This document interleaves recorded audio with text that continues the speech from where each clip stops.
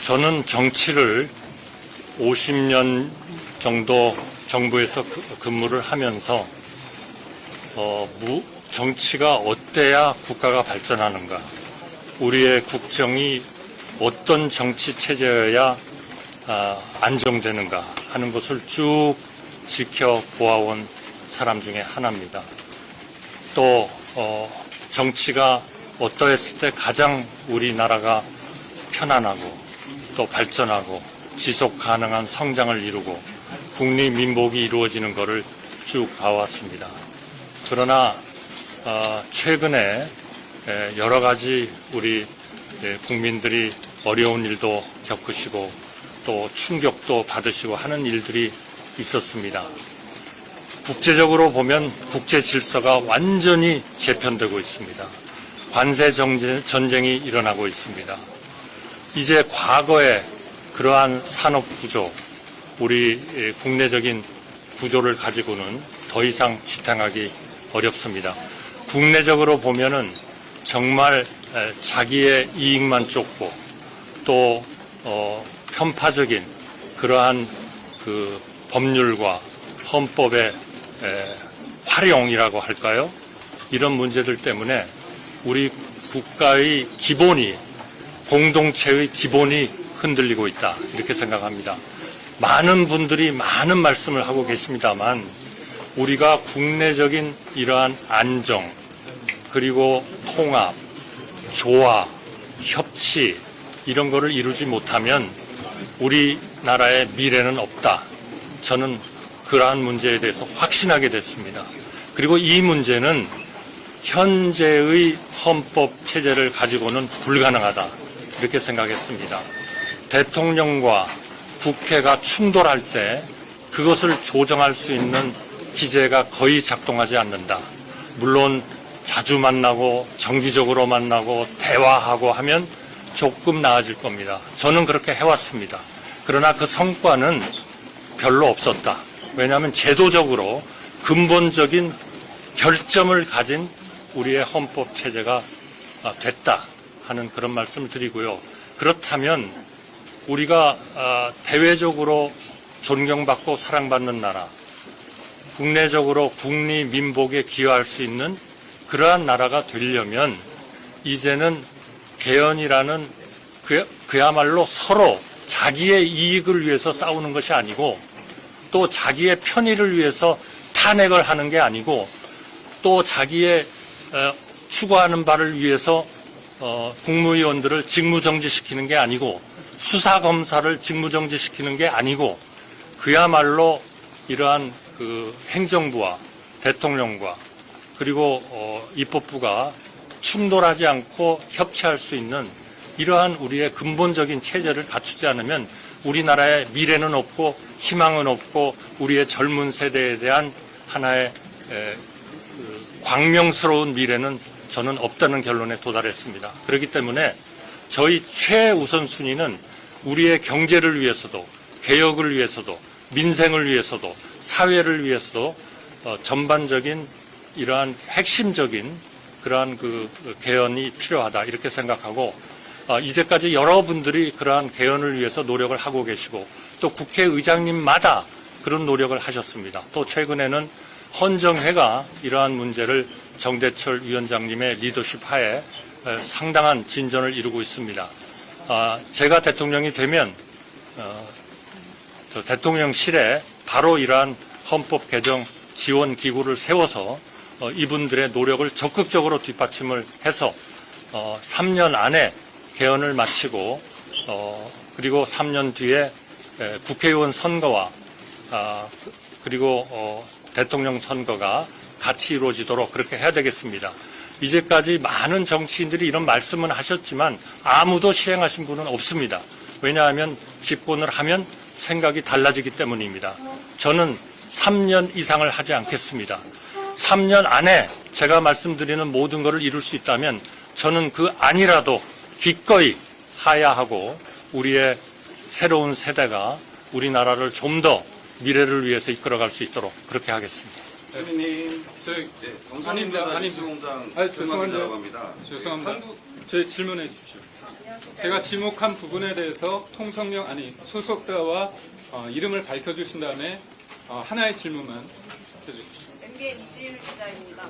총리님 출마하시는데 일각에서는 탄핵당한 정부의 총리가 출마하는 게 부적절하다, 명분이 없다 이런 지적이 나오고 이거에 대해서 어떻게 생각하시는 것 같아요? 네, 탄핵을 초래한 이러한 그 탄핵에 의해서 초래된 우리 국민들의 충격과 그리고 정말 좌절과 어려움에 대해서 저도 여러 번 국회에서 죄송하다는 말씀을 드렸고 정말 송구스럽다는 말씀을 계속 반복했습니다. 그러나 이제는 세상이 달라지고 있습니다. 우리의 미래를 우리가 제대로 된 제도 개혁과 제대로 된 리더십에 의해서 고치지 않으면 우리에게 미래가 없습니다. 이제 그런 문제는 우리의 사법 절차와 또 이미 헌재가 여러 가지 중요한 결정을 했기 때문에 그러한 결정을 존중해 가면서 이제는 우리 미래를 위해서 정말 세계 속에서 성장하면서 존경받고 사랑받는 나라, 또 우리 젊은이들한테 미래를 담보해주는 나라, 우리 국민들의 국리 민복을 위한 나라를 위한 그러한 노력을 위해서 이제는 힘을 모아야 된다, 이렇게 생각합니다. 예, 가운데 분.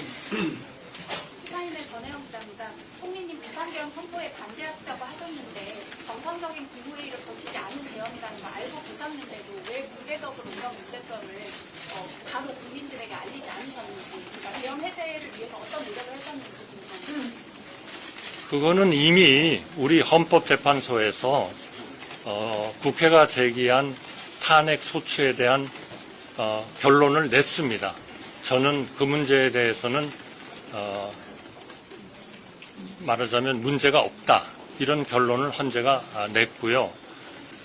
국무회의의 그 흠결, 절차적, 실체적 흠결에 대해서는 저는 계엄 직후부터 일관되게 그 국무회의는 절차적, 실체적 흠결이 있었다, 그렇게 계속 증언을 했고, 또 헌재에 가서도 똑같은 내용으로 일체의 변함 없이 그러한 주장을 계속 하고 있고 지금도 그렇게 믿고 있고 생각하고 있습니다.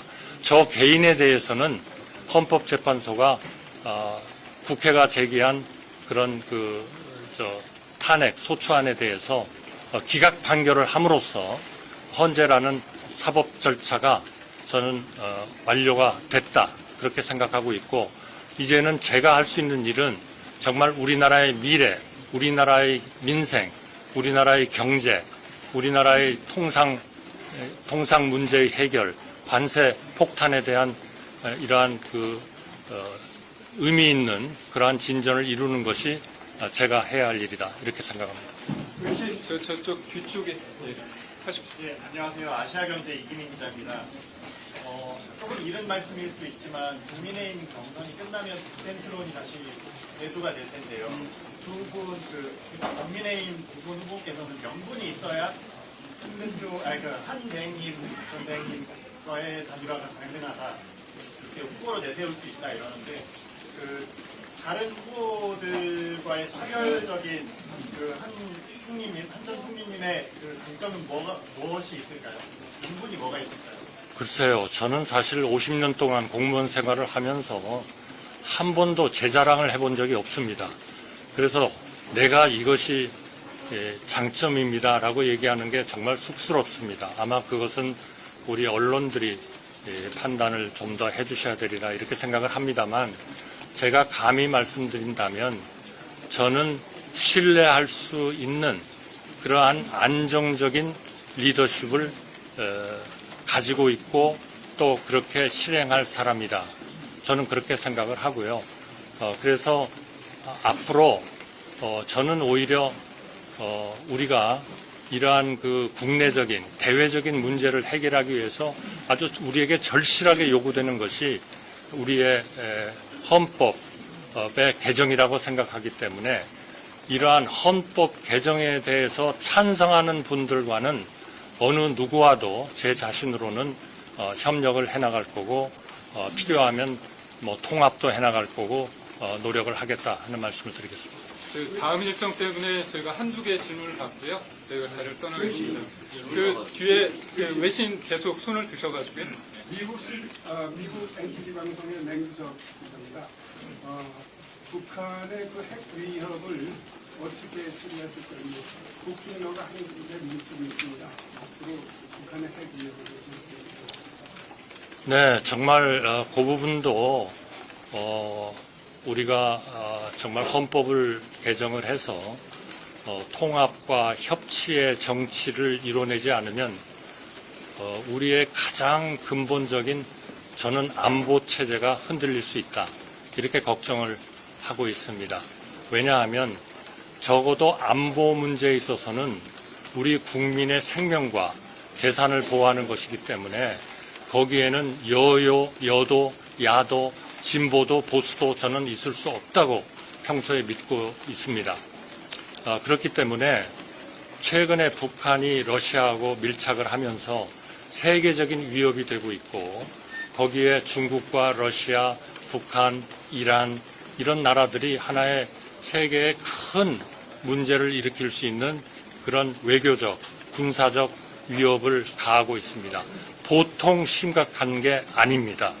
그런데 이러한 문제에 대해서 너무나 이상적이고 현실성 없는 그런 일을 주장하시는 분들이 많습니다. 저희의 입장은 분명합니다. 저의 입장은 첫째, 대화의 문은 활짝 열겠습니다. 필요하면 정상회담도 하겠습니다.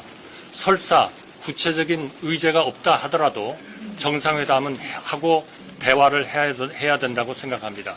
그러나 북한이 우리를 하나의 적국으로서 분리를 하고 그리고 한국과는 대한민국과는 모든 관계를 단절하겠다고 하고 북한의 우리의 그 사랑하는 우리의 국민들을 대한민국으로부터 절연시키려고 하고 있고 대한민국의 문화와 이런 경제적인 파급이 북한에 미칠 그런 효과를 두려워하고 있고 이런 상황에서 소위 비대칭적 전략이라고 하는 핵, 미사일 또 핵을 투발할 수 있는 잠수함 이런 쪽으로 계속 그 군사력을 증강하고 있는 그런 한은 대화가 충분히 이런 거를 저지시킬 수 있을 만큼 안 된다면 그러면 당연히 우리나라는 북한과 또 우리에 대한 적대적 행위를 하는 나라에 대해서 하나의 억지력을 충분히 가져야 된다. 저는 그렇게 생각합니다. 이 억지력이 혹시나 북한을 자극해서 대화가 깨지지 않을까. 그거는 정말 말이 안 되는 주장이다. 저는 그렇게 생각합니다. 그래서 첫째는 대화, 둘째는 우리가 북한이 그러한 우리에게 도발을 하고 말도 안 되는 정책을 하는 한은 우리는 한미 동맹을 기반으로 또 한미일 간의 군사 협력을 통해서 또 삼국 간의 경제적 첨단 기술의 이러한 협력을 통해서 왜냐하면 최근에 반도체나 AI 같은 것은 이미 하나의 안보적 그러한 측면을 많이 갖추게 됐습니다. 그러니까 경제만의 문제가 아닌 것이죠. 그러한 그 삼국 간의 협력을 통해서 한반도의 평화와 번영을 보장하고 동북아에 있어서의 평화와 번영을 보장하고 아시아에 있어서의 평화와 번영을 보장하고 그리고 전 세계의 평화와 안정에 기여하는 그러한 대한민국이 되어야 한다. 그것을 흔들려고 하는 그 어떤 세력에 대해서도 그 어떤 정치적 집단에 대해서도 저희는 맞서서 싸울 것이다 하는 말씀을 드리겠습니다. 네, 총리님 채널A 홍주연입니다. 총리님께서는 윤석열 정부 국무총리로 일해 오셨는데 지금 당 안팎에서는 이제 탄핵당한 윤석열 전 대통령과는 좀 절연해야 한다 이런 요구가 나오고 있습니다. 그래서 이 대선 후보로서 앞으로 윤 전 대통령과의 관계 설정은 어떻게 하실지 궁금합니다. 저는 많은 대통령님들을 모셨지만 한 번도 제 철학을 꺾어가면서 대통령님들의 생각이나 이런 거에 따라본 적은 없습니다. 제 나름대로 항상 설득을 하려고 노력을 했고, 물론 국무총리는 대통령을 보좌하고, 그리고 대통령의 명예에 의해서 내각을 통할한다 하는 헌법의 규정이 있습니다만, 그러나 저는 한 번도 우리가 나가야 하는 또는 수호해야 하는 우리 대한민국의 가치, 자유민주주의, 시장경제, 그리고 사회적 약자의 보호, 이런 데에서 한 번도 저는 일탈한 적이 없습니다. 여러분 기억하시겠지만 2022년 제가 4월 2일인가요? 총리로서 지명이 될 때에도 인사말을 통해서 우리나라가 해야 할 것은 결국 그 국익 외교, 그리고 자강 국방, 그리고 재정의 건전성의 확보, 국제 수지 흑자의 유지, 그리고 생산성 높은 국가 경제 체제의 유지, 그러면서 경제학에서 이야기하는 총 요소 생산성이 높여지지 않고서는 우리나라의 지속 가능한 성장은 안 된다. 그걸 위해서 해야 할 게 뭐냐?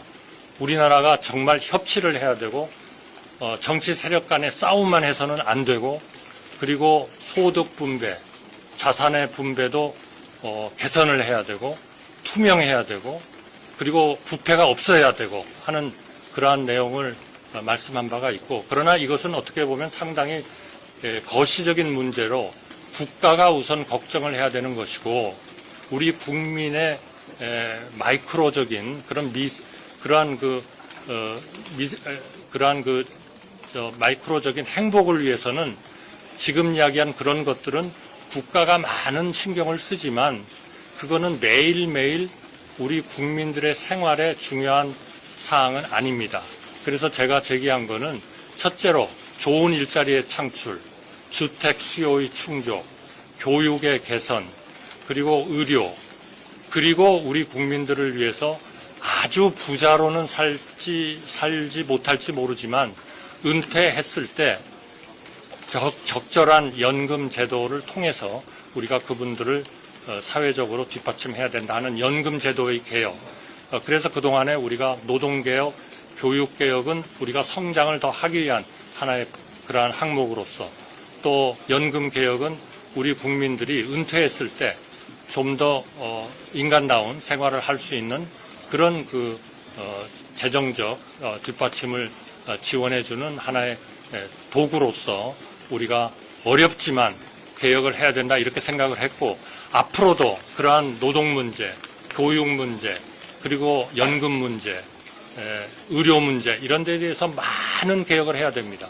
그러나 여러분들이 너무 잘 알다시피 그 모든 것이 정치적 협치, 정치적 타협, 미래를 보는 정치 체제를 갖추지 않고서는 그거는 완전히 연목구어다라는 말씀을 제가 여러 번 국회에서도 강조한 바가 있습니다. 많이 질문 뭐 주셨는데 한두 개 더 예, 알겠습니다. 그러면 TV 여기 네, 총리님 TV조선 이채리입니다. 네. 네, 어제 이제 대통령 권한대행으로서 마지막 업무가 최상목 부총리에 대한 사표 수리가 됐는데요. 그럼으로써 이제 국무회의 개의 이동수 논란이나 아니면 그 사퇴 기자회견을 한 이후에 사표를 수리하는 게 맞는지 이런 논란이 생겼는데 이런 것에 대한 입장 표명도 있었어요. 어제 저는 정말 실망했습니다. 우리나라의 정치 수준이 정말 이 정도인가. 제가 이러한 우리나라의 미래를 위해서, 경제를 위해서, 또 통상의 회복을 위해서, 정말 우리 개헌을 위해서 이런 쪽에 고민을 하고 있다는 것은 뭐 상당한 시간 동안 아마 언론에도 보도되고 했습니다. 그래서 어제 제가 그 발표를 했는데, 저는 어떤 이유인지 이해를 못하겠습니다.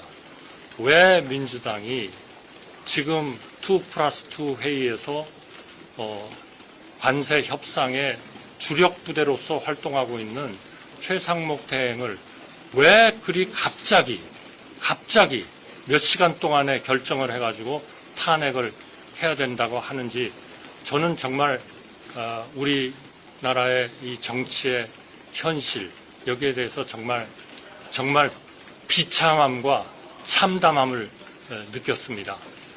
만약 지금 최상목 대행이 그대로 탄핵이 된다면 적어도 3개월 정도는 또 직무정지가 됩니다. 그 직무정지가 되는 것을 우리 민주당이 원하는지는 저는 모르겠습니다. 그러나 그거는 국가를 위한 일이 아니고 국민을 위한 일이 아니고 우리 국가의 안전성 그리고 이 대외적인 신뢰성을 확보하는데 전혀 도움이 되지 않는 그런 저는 조치를 한 거다. 그래서 최상목 대행이 그냥 집에 가가지고 3개월 동안을 계속 기다리고 있어라. 그거는 아무 의미가 없는 일이다. 저는 그렇게 판단했습니다.